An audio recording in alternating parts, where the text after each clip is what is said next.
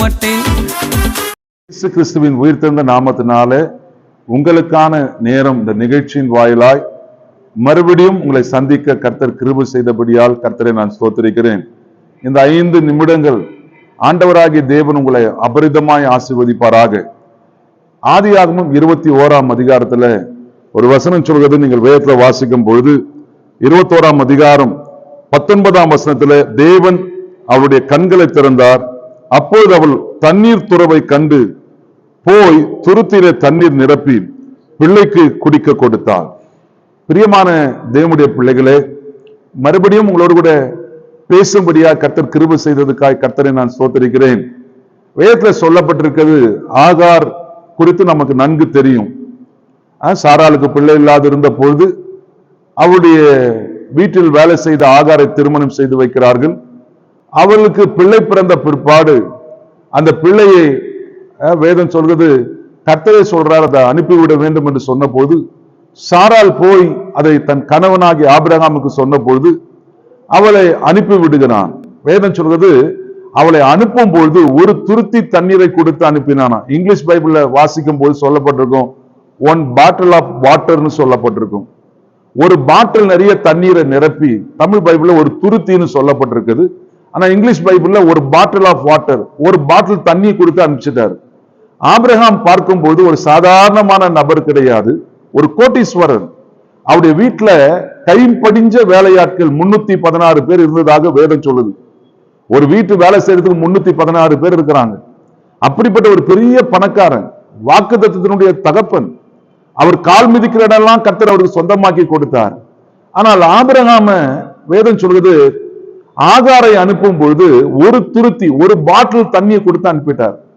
அவள் வனாந்தரத்துல அலைந்து திரிகிறார். ஒருவேளை இந்த நிகழ்ச்சியை கேட்டுக் கொண்டிருக்கிற என் அன்புக்குரியவர்கள் ஏதோ சூழ்நிலை நிமித்தம் நன்றாய் வாழ்ந்து கொண்டிருந்த உன் வாழ்க்கை ஒரு வனாந்தரமா மாறி இருக்கலாம்.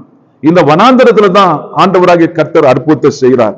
இந்த ஆகாருக்கு செய்த அதே அற்புதத்தை இதை கேட்கிற உங்க வாழ்க்கையிலும் கர்த்தர் செய்ய போறார். இந்த விசுவாசிக்கிற தேவனுடைய பிள்ளைகளுடைய வாழ்க்கையில இது நடக்க போகுது. இந்த வருஷத்துல நீங்க வனாந்தரத்துல அலைந்து திரிந்து கொண்டிருக்கலாம். கர்த்தர் இந்த வருஷத்துல தானே ஆண்டவராகிய தேவன் உங்களுக்கு ஒரு அற்புதத்தை செய்ய போறார். இந்த நிகழ்ச்சி கேட்டுக்கொண்டிருக்க உங்க வாழ்க்கையில ஒரு அற்புதம் நடக்க போகுது.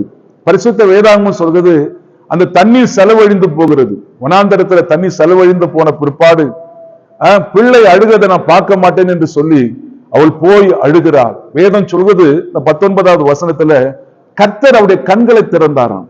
கண்களை திறந்த பொழுது அங்கே ஒரு நீரூற்று இருக்கிறதை அவள் கண்டாள் என்று பரிசுத்த வேதாகமம் சொல்கிறது.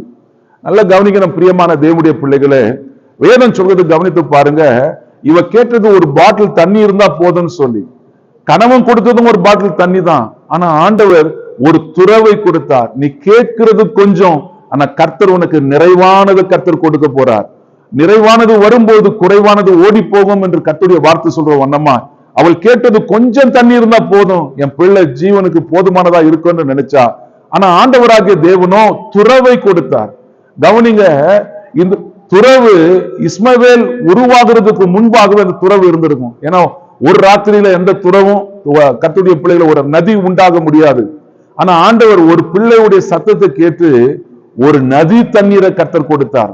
உன் கணவன் செய்ய முடியாத ஒரு காரியம், உன் பெற்றெடுத்த பிள்ளைகள் செய்ய முடியாத ஒரு காரியம், உங்கள் உறவினர்கள் செய்ய முடியாத ஒரு காரியம், உங்க எஜமான் செய்ய முடியாத ஒரு காரியம், ஆண்டவர் ஒரு காரியம் அல்ல பல ஆயிரம் காரியங்களை ஆண்டவர் உங்களுக்கு செய்ய போறார். நீங்க கேட்கிறது கொஞ்சம் தண்ணி இருந்தா போதும்னு, ஆனா ஆண்டவர் ஒரு நதியே கர்த்தர் உங்களுக்கு கொடுக்க போறார். கண்களை மூடி நாம் ஜெபிக்கலாம். பரலோக பிதாவே, ஆசீர்வதிக்கப்பட்ட இந்த நல்ல நிலைக்கா நன்றி அப்பா. உங்களுக்கான நேரம் இந்த நிகழ்ச்சியை ஆண்டவரே காணொலி மூலமா கேட்கிற ஒவ்வொரு தேவனுடைய பிள்ளைகளையும் கர்த்தருடைய நாமத்துல நான் ஆசீர்வதிக்கிறேன். அவர்களும் அவருடைய குடும்பங்களும் ஆண்டவரே ஒரு பாட்டில் தண்ணி அல்ல, ஒரு துறவை அவங்க பார்க்க கர்த்தர் உதவி செய்யும். மேலானதை பார்க்க கர்த்தர் உதவி செய்யும். ஒவ்வொருடைய வாழ்க்கையில காணப்படுற ஏமாற்றங்களை மாற்றும். இயேசுவின் நாமத்துல பிதாவே, ஆமென், ஆமென்.